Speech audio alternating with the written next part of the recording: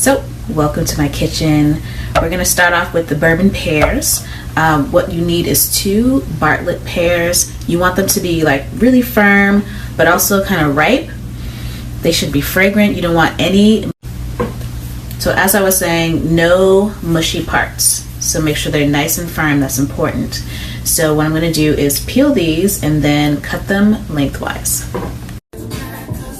Okay. I am cutting this lemon. We're going to save this for later. This is so that the pears don't brown after we peel them.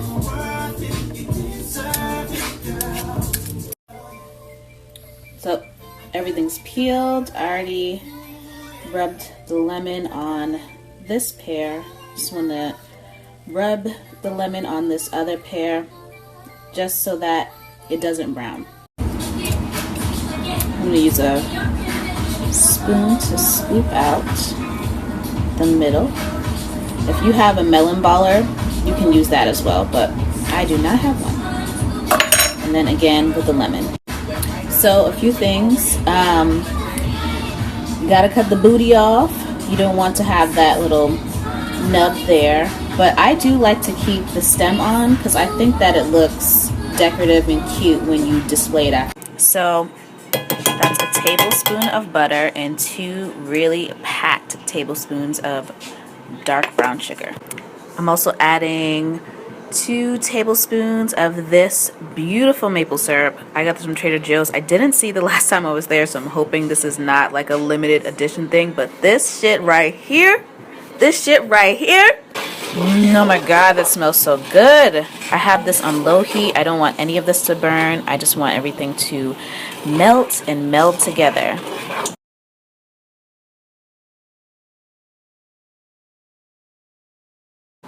So I want for there to be more sauce.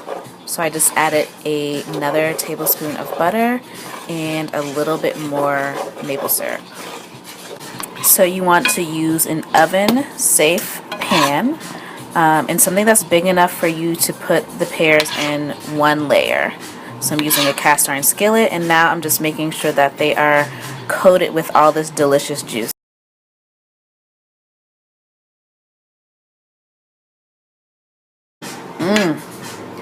Yes, Lord. Won't he do it? Won't he do it? So a lot of times recipes tell you to preheat like before you even start to do anything, but I think that if you have some prep work and it's not going to ruin the recipe to wait to preheat, you should do that because it wastes so much energy. So I like to prep my ingredients and then turn the oven on. Don't turn the oven on before you prep the ingredients. It doesn't take that damn long for it to heat. Okay, oven is ready. I'm going to bake these for about 30 minutes until they're nice and tender.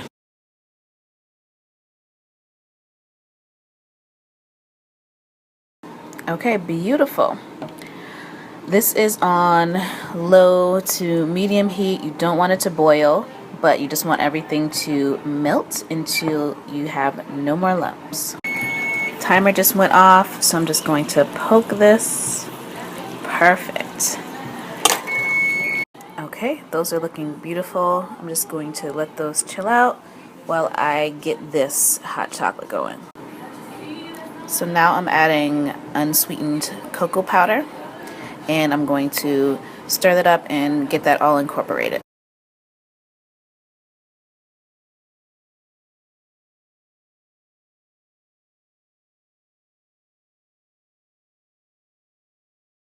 That's all added. I'm going to add half of my semi-sweet chocolate chips and get that incorporated, and then add the next half. Okay, we're almost there. It smells so delicious. I'm going to taste it and check on the sweetness to see if I want to add any sugar.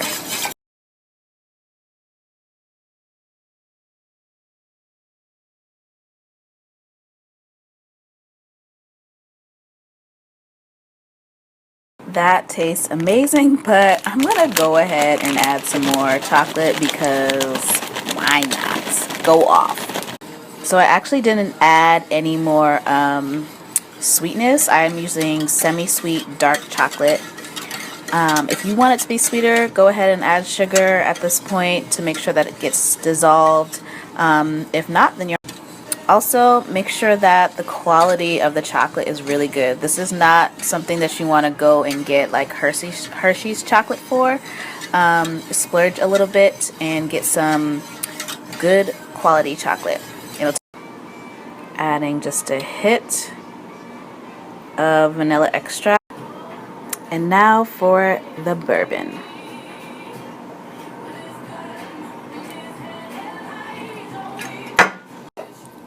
So we're going to let this reduce a bit. So I take my water comment back. If you're not going to add bourbon, then add water. If you're going to add bourbon, then do not add water.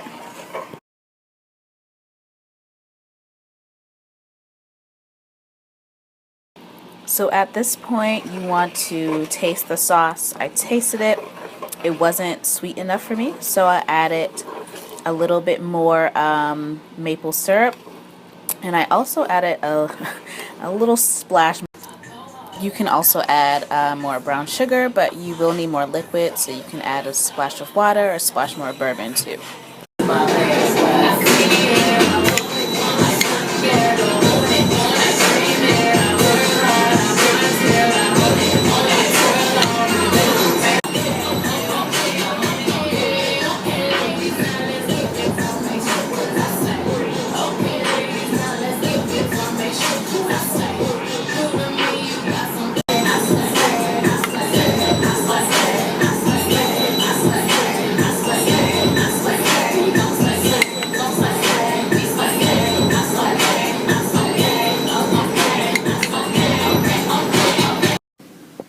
And lastly, top it off,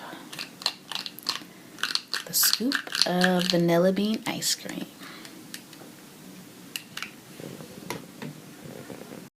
And of course, a little more sauce.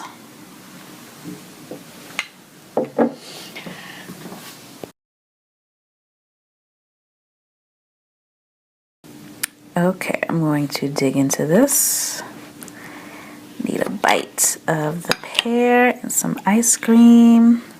Oh my god, I cannot wait. Oh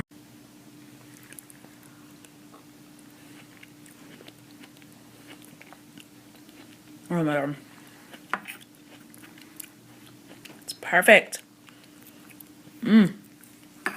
So, look at that beautiful color on the outside.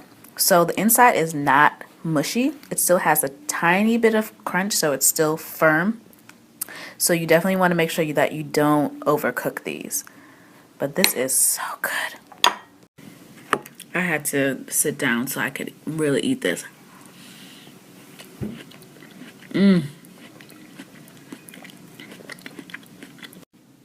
So for the sauce, after I baked the pears, I definitely had to tweak it a little bit. Make sure that it's on low. You do not want to burn all that good juice. Keep it on low. So I added a little bit of everything that I put in it to begin with the addition of some vanilla extract.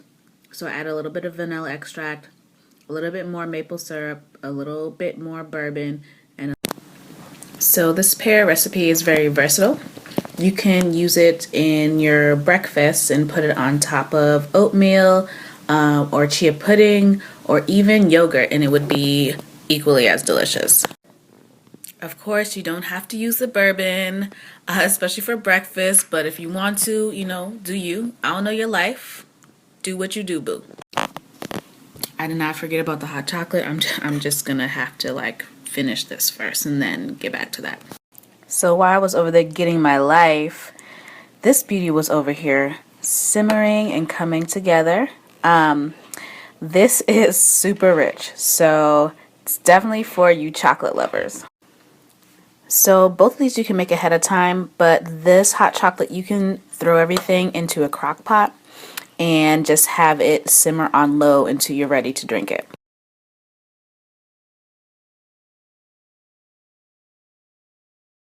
So at this point, this is when you add the bourbon, or if you're really into it, add some chocolate bourbon. So I usually add like about a shot, but I didn't fill this glass up, so I'm just gonna add a little splash.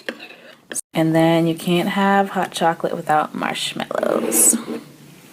Cheers. So let's give it a try.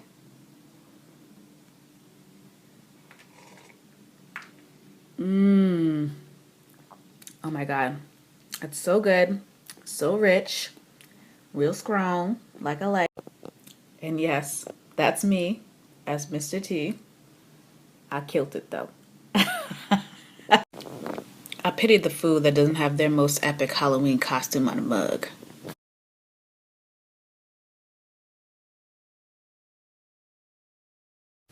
Okay guys, I am done filming. I hope you enjoyed. Come visit me over on my page at brownbelle. My recipes are on brownbelle.com, and I also have lots of other home decor and homemaking. Thanks so much for kicking it with me. Thank you, Black Foodie, for having me, and I will see you guys here next month. I'll be back every month cooking up something delicious or mixing you a delicious cocktail. So stay tuned. Okay guys, I am done filming. I hope you enjoyed. Come visit me over on my page at brownbelle. My recipes are on brownbelle.com, and I also have lots of other home decor and homemaking